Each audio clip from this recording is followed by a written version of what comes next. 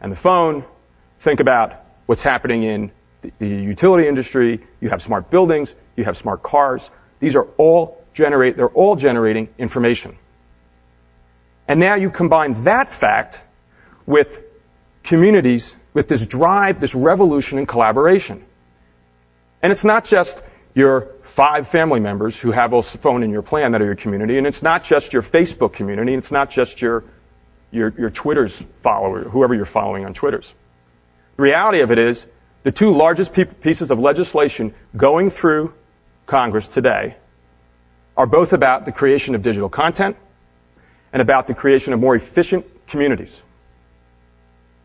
I'm a financial services guy. I assure you, financial regulatory reform does not mean less data. And it doesn't mean that regulation is going to force parties and counterparties, communities, to be more productive together. And by the way, despite what Mr. Gilmore tells you, it won't be pleasurable for them. Ask the CEO of Goldman, who just had a root canal by a bunch of idiots in Congress. Healthcare reform.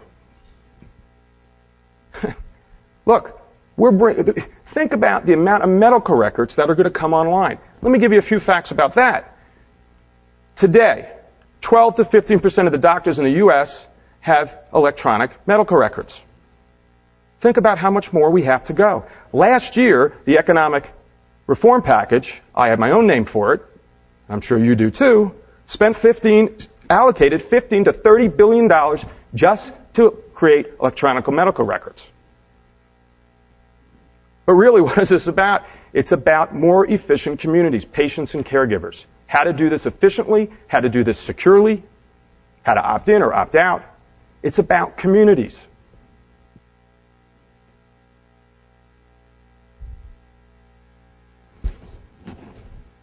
So what does all this look like?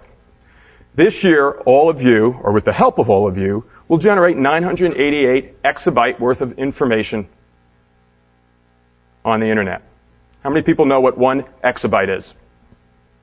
I should be handing out an award for 1 exabyte question. It's 1 billion gigabytes. 1 billion gigabytes. Let me give you a visual on this.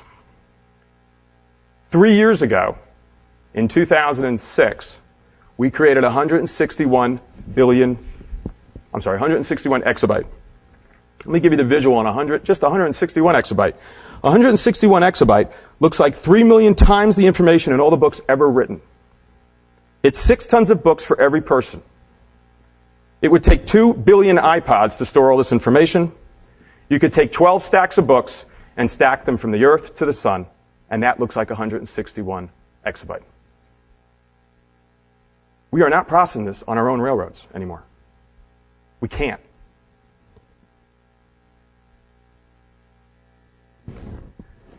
Now, this is where I disagree with Mr. Gilmore, with all due respect. But if you think we understand the impact of the millennials, I don't believe we do. And 10 years ago, Prensky introduced us to this idea, this concept of a digital native. And he says, is anybody born after the digital revolution? All the kids we raised, we threw every technical device at them known to man. We said, you figure it out for yourself. And by the way, after you figure it out, tell me how to do it. And we threw them into the educational system. And he said, hey, good luck, guys. You figure out how to teach these kids. Because they're not like us. Well, guess what? They're coming back at you. They're coming back at you in the form of the workforce and the form of customers. Now, why they're not like us and why I disagree with Mr. Gilmore is every generation is a product of their experiences. The greatest generation who fought World War II was a product of the Depression. That experience created their behaviors, the way they treated each other, the way they viewed the world. The baby boomers were defined by the 60s, Woodstock. I'm not going to debate what they created, or what they haven't, or what they did to us, or what they did to the next generation. I'm not going to talk about that. But they were formed by that experience.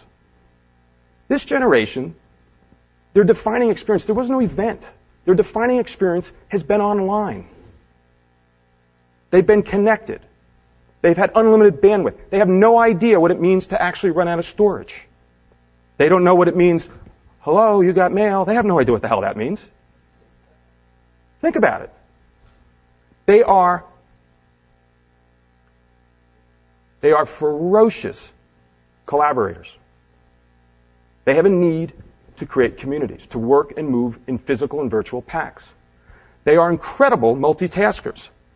I mean, look, if you got a 16-year-old, just watch. Television on in the background, you got the Facebook thing open, you got your iTouch on, you know.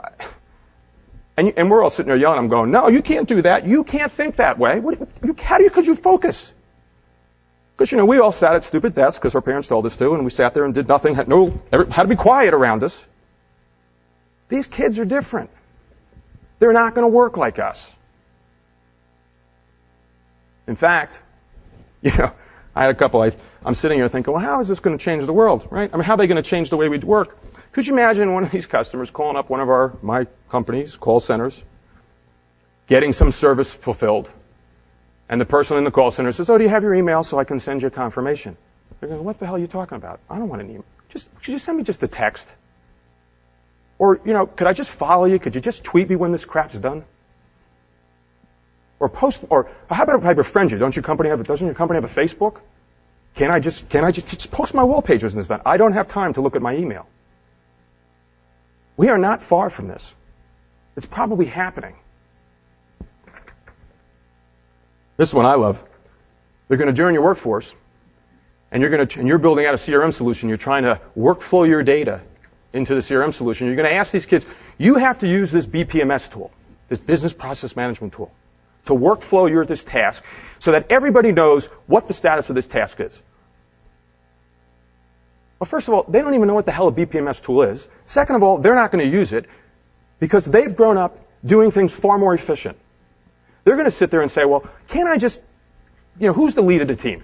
You create everybody will follow you on Twitters or some other social media tool, and they'll just emanate their status along the way so we know where they're at. I'm not going to use a BPMS tool. You know, this generation's funny. I listened yesterday to everybody talk, and there's clearly visionaries that were in the room. And quite frankly, I look at the Gilmores and Paul, right? These are the forerunners of the millennials. But here's the difference. I listened to everybody yesterday, and it was about projecting your information. It was about, I got to figure out and follow who's really smart, because that's where I get value. These kids are different. What they do is they actually have no problem projecting their ignorance.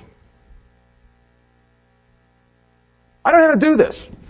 Throw it out there. Somebody will answer me.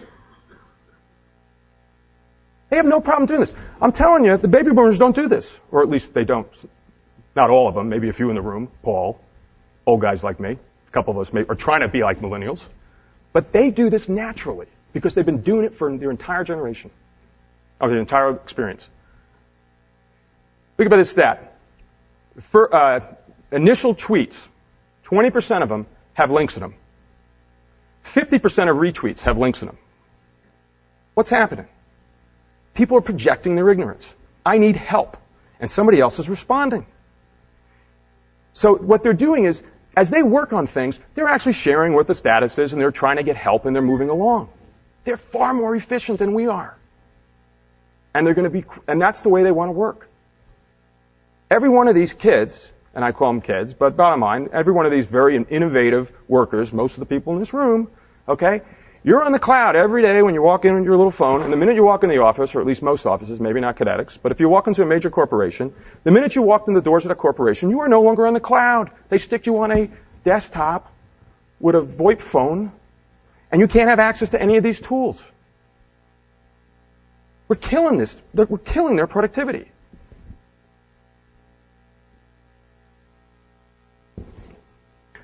I believe that this generation of kids, of workers, of customers, will fuse content, context, and software together and stretch the boundaries of everything we're doing. They've already changed the experience of the app. You know, it's a subtle thing, but think about it.